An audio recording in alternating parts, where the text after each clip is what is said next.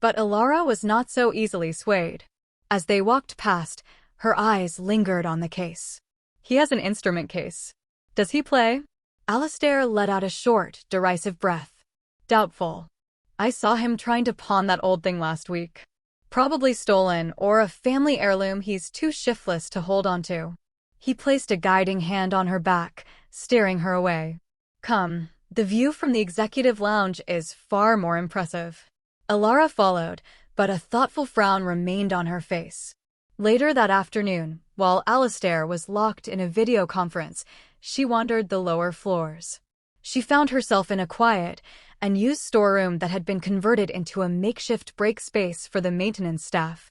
And there he was, the janitor. He wasn't cleaning. He was sitting on an upturned crate, and the violin was in his hands. He wasn't playing it, merely holding it, his fingers tracing the curves of the wood with a reverence that was almost sacred. The harsh fluorescent light seemed to soften around him, the drab room transforming into a private sanctuary. Elara watched, hidden by the half-open door, as he lifted the instrument to his chin, tucked it under his jaw with a practiced ease, and raised the bow. For a long moment, he was still, a statue of anticipation. Then he began to play.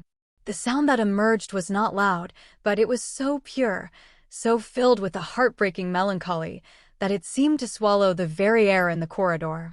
It was a simple, old-folk melody, but in his hands, it became a story of loss, of longing, of memories too painful for words.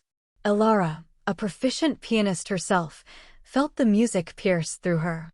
This was not the playing of an amateur. This was the artistry of a master, a soul speaking directly through the strings.